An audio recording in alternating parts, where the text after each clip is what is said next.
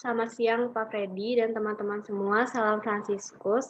Kami dari kelompok 5 akan mempresentasikan hasil diskusi kami. Sebelum itu kami akan memperkenalkan diri, saya Yesa. Saya Stanislaus. Saya Steven Andiano.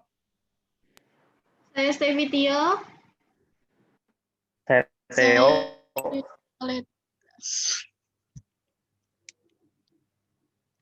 Saya Yulita Lete.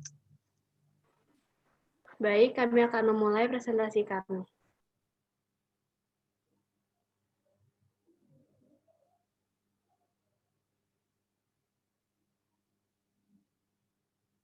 Tani, silakan.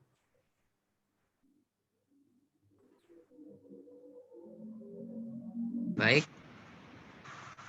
Gereja yang melayani diakonia atau pelayan. Gereja mempunyai tanggung jawab untuk melayani manusia. Dasar pengabdian gereja adalah imannya akan Kristus. Barang siapa menyatakan diri murid Kristus, ia wajib hidup seperti Kristus. Kristus yang mengambil rupa seorang hamba tidak ada artinya jika murid-muridnya mengambil rupa seorang penguasa. Melayani berarti mengikuti Yesus Kristus. Salah satu dari tugas gereja adalah diakonia, atau selebihnya marturia dan koinonia. Secara singkat, diakonia dapat berarti melayani. Tentu tidaklah sulit bagi orang Kristen menemukan atau mendengar kata melayani atau pelayanan. Tanya saja kepada pendeta yang akan bertugas berkhotbah pada hari Minggu. Kalau tidak salah, beliau akan menjawab pelayanan atau kepada mahasiswa teologi yang diberikan tugas pada kebaktian kampus. Kalau tidak salah juga beliau akan menjawab melayani. Steven, silakan. Istilah diakonia sebenarnya sudah terlihat sejak dari Perjanjian Lama. Dalam kitab Kejadian jelas dikatakan bahwa Allah menciptakan segala sesuatu dari yang tidak ada menjadi ada, atau ex nihilo. Dan semua yang diciptakan Allah sungguh amat baik. Kejadian bab 1 ayat 10-31. Allah juga membuktikan pemeliharaannya secara khusus ditujukan kepada manusia, yaitu sebagai pelayanan. Manusia sebagai wakil Allah untuk melayaninya dalam mengurus bumi dan isinya. Inilah panggilan pertama bagi manusia untuk melayani dan sebagai manusia ciptaan Tuhan. Seharusnya ia melayani. Pelayanan Allah bagi dunia terfokus pada bangsa-bangsa Israel sebagai karya penyelamatnya. Dalam keluhan bangsanya, Allah juga mendengarkan seruan mereka. Allah memperdulikan orang Israel dan menyatakan keselamatan serta penebusan. Pembebasan ini bertujuan supaya bangsa yang sudah dibebaskan melayani Allah dalam kebebasannya dan menjawab kasih-Nya dengan belas kasih.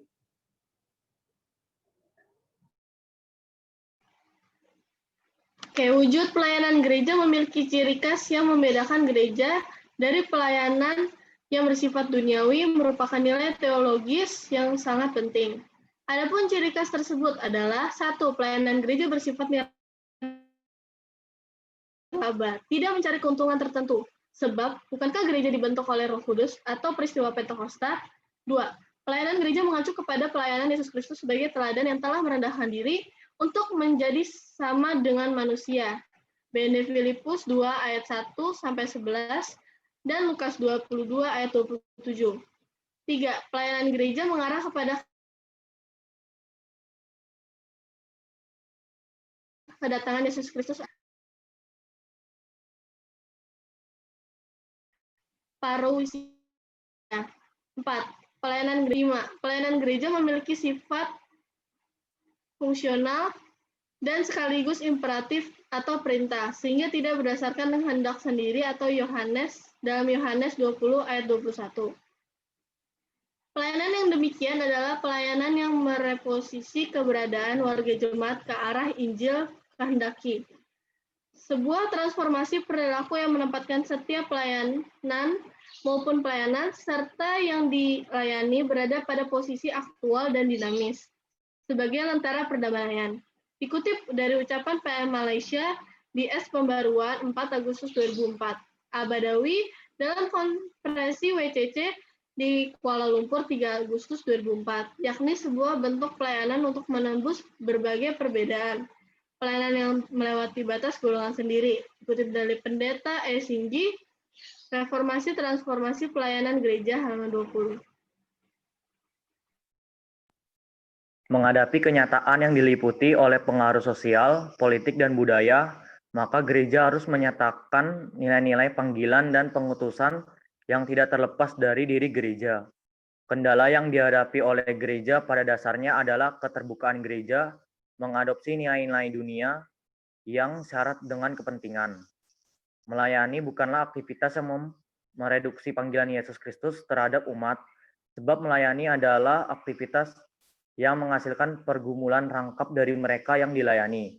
Artinya, dengan pelayanan yang dilangsungkan, maka warga jemaat tidak jadikan objek tetapi menjadi subjek. Efesus 4 ayat 12, Roma 8 ayat 28, yang menggumuli hubungannya dengan Yesus Kristus vertikal dan sekaligus menggumuli hubungannya dengan sesama horizontal. Dengan demikian, melayani lalu menjadi memperdayakan warga jemaat sehingga secara kolektif menjadi jemaat yang melanjutkan pelayanan.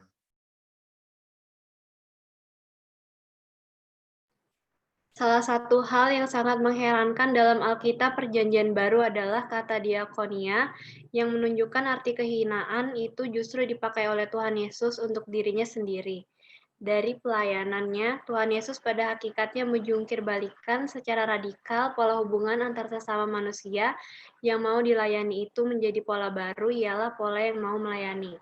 Dalam Perjanjian Baru, Yesus dengan jelas dan tegas mengajarkan pada murid-muridnya untuk memberi perhatian pada orang miskin.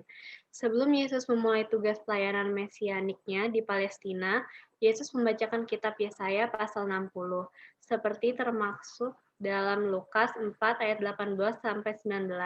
Roh Tuhan ada padaku, oleh sebab Ia telah mengurapi aku untuk menyampaikan kabar baik kepada orang-orang miskin.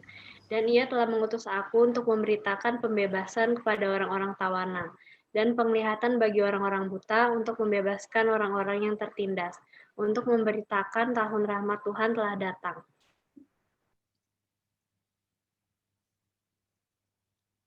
Dasar pelaksanaan diakonia. Dasar yang paling penting dalam diakonia adalah Yesus Kristus itu sendiri. Demikian juga dengan apa yang dilakukan oleh Yesus sendiri, baik melalui mujizat-mujizatnya, kata-kata kutukan, keadilan, peneguhan, keajaiban, dan anugerah adalah hal-hal yang menjadi dasar diakonia dan yang memberikan arah kepada kita untuk melakukan pekerjaan diakonal kita. Dasar pelaksanaan diakonia gereja beranjak dari hal yang paling ditekankan oleh Yesus, yaitu kedatangannya bertujuan untuk melayani, Markus 10 ayat 45. Hal yang sama juga dikatakan Paulus, yaitu Yesus datang sebagai hamba dan menjadi sama seperti manusia, Filipi 2 ayat 7. Menjadi sifat dan sikap gereja dalam berdiakonia berdasar pada sifat dan sikap Yesus Kristus sebagaimana telah dinyatakan dan dilakukan di dalam pelayanannya. Sebagaimana Kristus hidup, demikianlah juga gereja hidup. Yesus Kristus bukan hidup untuk dirinya sendiri, tetapi juga untuk orang lain. Demikian juga orang Kristen yang telah menjadi warga gereja atau tubuh Kristus, baik secara pribadi maupun secara bersama-sama. Gereja harus melakukan pelayanan terhadap sesama anggota, persekutuan terhadap orang lain di luar persekutuan.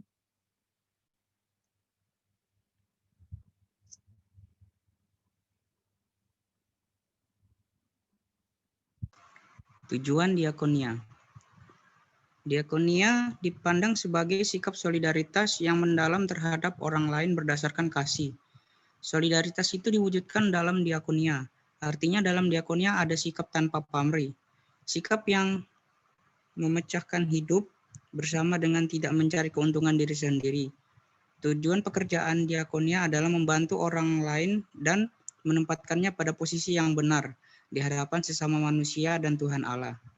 Memperdulikan keberadaan umat manusia secara utuh, yaitu kebutuhan rohania jasmani, dan kebutuhan sosial.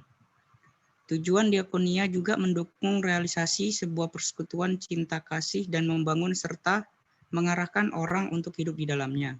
Oleh sebab itu, diakonia mempunyai fungsi kritis dalam jemaat maupun di dalam masyarakat. Dengan demikian, maka pelayanan yang hendak dilaksanakan merupakan respon setiap warga jemaat atas kasih karunia Tuhan Yesus Kristus, atau yang prinsipnya adalah memperdayakan. Dan respon itu diwujudkan baik dengan akal maupun dengan nurani. Pelayanan yang tidak mengabaikan realita dan mengarah ke masa depan.